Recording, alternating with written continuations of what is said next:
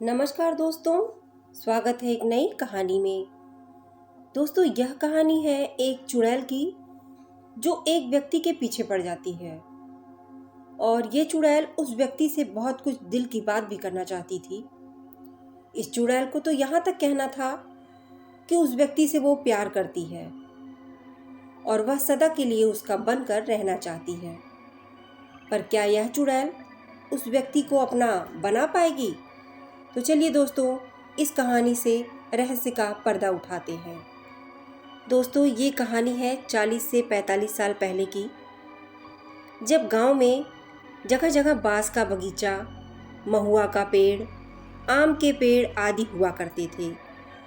और दोस्तों, गांव के बाहर निकलने के लिए आपने देखा होगा कच्ची पगडंडियां भी हुआ करती थी। यहाँ तक कि ये रोए खड़े कर देने वाली आत्माओं के कुछ नाम भी हुआ करते थे।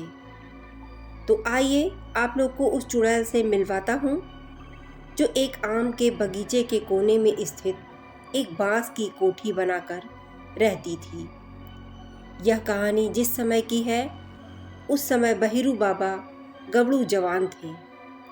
चिक्का, कबड्डी दौड़ आदि में बढ़ चढ़कर हिस्सा लेते थे और हमेशा बाजी मारते थे।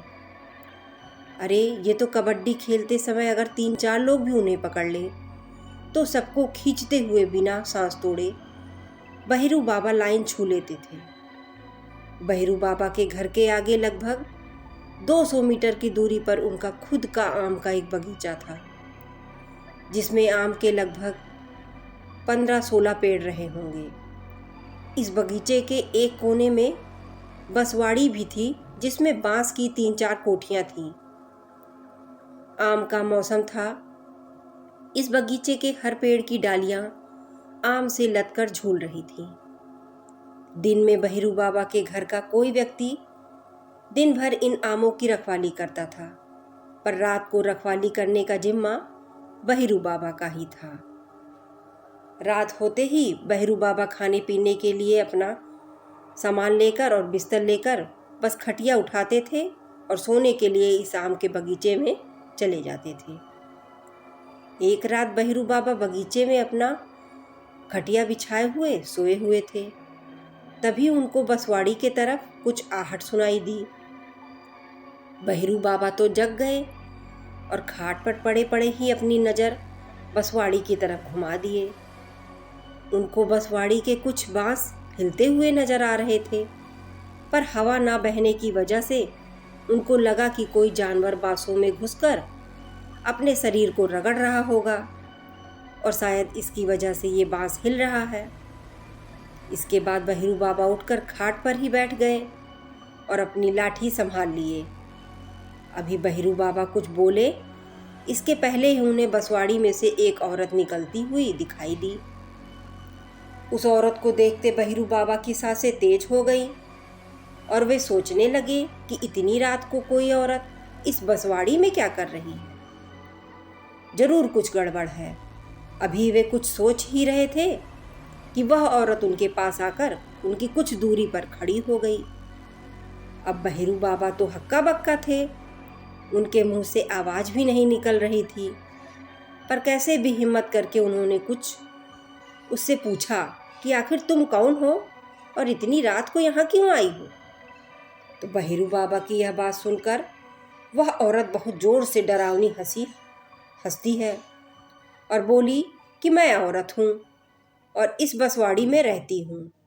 बहुत दिनों से मैं तुमको यहाँ सोते हुए देख रही हूँ और धीरे धीरे मुझे अब तुमसे प्यार हो गया है और मैं सदा तुम्हारी बनकर रहना चाहती हूँ। बहिरू बाबा को अब यह समझते देर नहीं लगी कि यह तो वही चुड़ैल है जिसके बारे में लोग बताते थे। कुछ लोगों ने बताया कि इस बगीचे में बहुत साल पहले घुमक्कड़ मदारी का परिवार लगभग 3-4 महीने रहा था और एक दिन कुछ लोगों ने उस मदारी परिवार की 10 से 11 साल की बालिका को इसी बसवाड़ी में मरे पाया था और मदारी परिवार वहां से अपना बोरिया बिस्तर लेकर रवाना हो गए थे और वही बालिका चुड़ैल बन गई थी, क्योंकि उसकी हत्या गला दबाकर की गई थी। बहरू बाबा अब धीरे धीरे अपने डर पर काबू पा चुके थे और उस चुड़ैल से बोले कि तुम ठहरी मरी हुई आत्मा और मैं जीता जागता, तुम बताओ तुमको कैसे अपना सकता हूँ। बहरू बाबा की बात सुनकर वह चुड़ैल थोड़ा गुस्से में बोली कि मैं कुछ नहीं जानती, अगर तुम मुझे ठुकराओगे तो मैं तुम्हें मार डालूंगी, तुम्हें तो हर हालत में मुझे अपनाना होगा। अब बहरू बाबा कुछ बोले तो नहीं और धीरे धीरे हनुमान चालीसा पढ़ने लगे। अब भैया वह चुड़ैल धीरे धीरे पीछे हटने लगी, पर बहरू बाबा को चेतावनी भी दे गई कि हर हालत में उनको उसे अपनाना ही होगा। इस घटना के बाद तो बहरू बाबा की जैसे नींद ही उड़ गई। वो तो अपना खटिया उठाए और सीधा बगीचे से भाग निकले।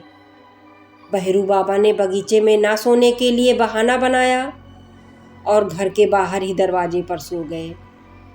जब रात को उनकी अचानक नींद खुली तो क्या देखते हैं कि वो औरत उनके पास सोई हुई है। बहरू बाबा फौरन जग गए और उस औरत से पूछने लगे कि कौन हो तुम। वह औरत डरावनी लगी और बहुत तेज हंसी कि मैं तो रात वाली ही हूँ, तुम मुझसे पीछा नहीं छुड़ा सकते, और हाँ, अब तो तूने मुझे अपना भी लिया है। अब प्रतिदिन रात को वह चुड़ैल बहरू बाबा के पास आने लगी और बहरू बाबा चाहते हुए भी कुछ न कर सके। इस घटना को चलते 15-20 दिन बीत गए थे। अब बहरू बाबा में पहले वाली ताकत नहीं रही, वे बहुत कमज़ोर हो गए थे। उनके घर वाले ये समझ नहीं पा रहे थे कि आखिर इनको हुआ क्या है। एक हट्टा कट्टा आदमी इतना कमज़ोर कैसे हो गया।